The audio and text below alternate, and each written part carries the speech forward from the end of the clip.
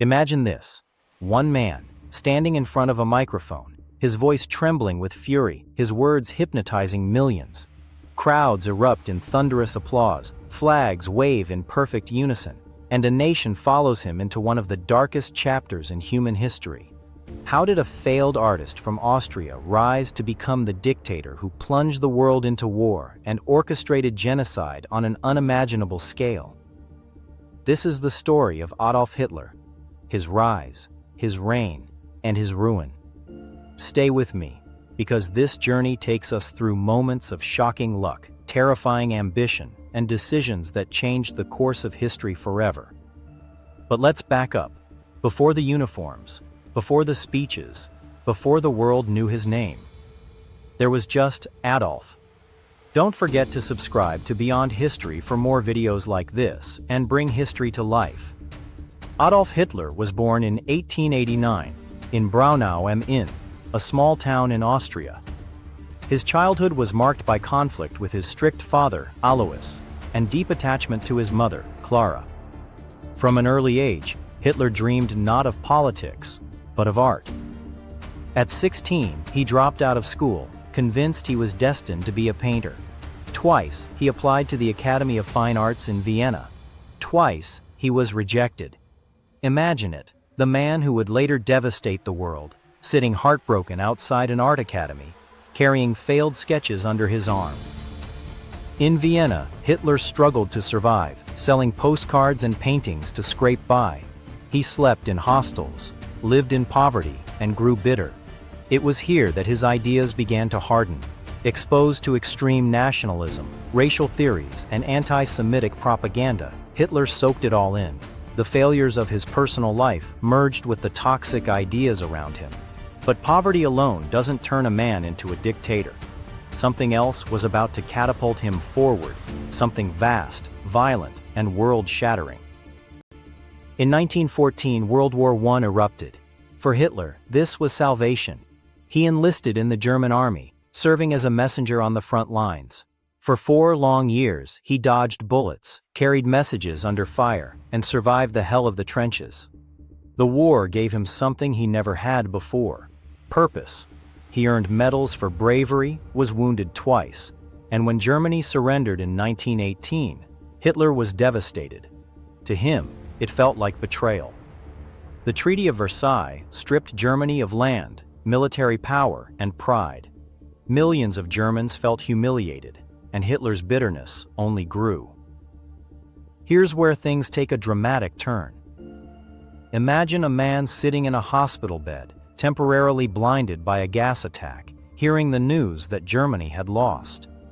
In that moment, Hitler decided his life's mission: to restore Germany's greatness, no matter the cost.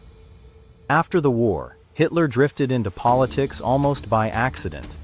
He joined the German Workers' Party, a tiny fringe group. But here's the thing. Hitler had a talent that would change everything. He could speak. When he spoke, people listened. His voice, his passion, his rage, it electrified the room. Crowds grew, the party grew, and soon it was renamed the National Socialist German Workers' Party, the Nazi Party. By the early 1920s, Hitler had transformed himself into a rising political star, but he wasn't content with speeches. In 1923, he and his followers attempted the beer hall putsch, a violent coup in Munich. It failed miserably. Hitler was arrested. Now you might think that would have ended his story right there. But prison turned out to be his greatest opportunity. Behind bars, Hitler wrote Mein Kampf, My Struggle. It was part autobiography, part political manifesto, and entirely dangerous. In it, he laid out his worldview: extreme nationalism, racial superiority, hatred of Jews, and dreams of expanding Germany's territory. When he left prison, Hitler was more dangerous than ever. The Nazi Party was rebuilt, stronger, more organized. But timing was everything. And in 1929, the world handed Hitler his biggest chance yet. The Great Depression hit Germany like a hammer. Banks collapsed, unemployment soared, families starved. Desperation spread like wildfire, and desperate people looked for strong leaders. Hitler promised jobs, pride, and a restored Germany. His fiery speeches blamed scapegoats, the Treaty of Versailles, communists, and especially Jews. By 1933, the unthinkable happened. Hitler was appointed Chancellor of Germany, from failed artist to head of state in just a few decades. But becoming Chancellor wasn't enough. Hitler wanted total control, and he was about to seize it in one ruthless move. In February 1933, the Reichstag, Germany's parliament building, went up in flames. Hitler and the Nazis blamed communists, using the fire as an excuse to crack down on opponents. Soon after, the Enabling Act was passed, giving Hitler dictatorial powers. Germany was no longer a democracy. It was a dictatorship. What followed was a chilling transformation. Political opponents were arrested, newspapers were censored, and the Gestapo's secret police silenced dissent. The swastika became a national symbol, Nazi propaganda flooded the streets, and Hitler was hailed as Führer. Once in power, Hitler's ambitions knew no bounds. He rebuilt Germany's military, defying the Treaty of Versailles. He annexed Austria in 1938, marched into Czechoslovakia, and the world watched nervously. But it was his invasion of Poland in September 1939 that crossed the line. Britain and France declared war. World War II had begun. For the first years, Hitler's gamble paid off. His armies swept through Europe with lightning speed. France fell in weeks, Britain barely held on, and by 1941, Hitler controlled most of the continent. But power built on fear and violence has cracks.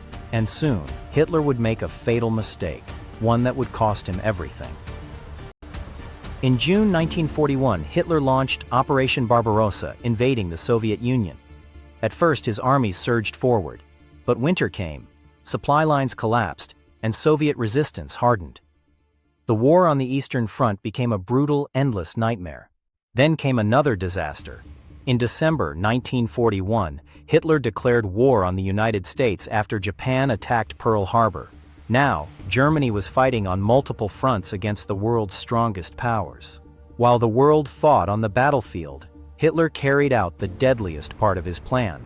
Under his rule, millions of Jews, along with Romani people, disabled individuals, political opponents, and others, were deported to ghettos and concentration camps. The Holocaust was systematic, industrialized murder. 6 million Jews were killed, along with millions of others. It remains one of the darkest stains on human history. By 1944, the tide had turned. The Allies invaded Normandy on D-Day, Soviet forces pushed from the east, and German cities were bombed relentlessly. Hitler grew paranoid, isolated in his bunker, issuing impossible orders as his empire crumbled. On April 30, 1945, with Soviet troops closing in on Berlin, Hitler took his own life in his underground bunker. Days later, Germany surrendered. The war in Europe was over. Hitler's rise and fall is more than just a story of one man. It is a warning. It shows how desperation, propaganda, and unchecked power can transform a society, leading to destruction on a global scale. Think about it. If a failed artist, rejected from art school, living in poverty, could rise to such terrifying power, what does that say about the fragility of democracy and the importance of vigilance today? History isn't just about the past, it's about lessons we carry into the present. Adolf Hitler's story reminds us what happens when hate, fear, and blind obedience take root. If you found this journey into one of history's darkest chapters insightful, make sure to subscribe to Beyond History. Here, we explore the turning points, the hidden stories, and the powerful lessons the past has to offer. Because to understand where we're going, we must first understand where we've been.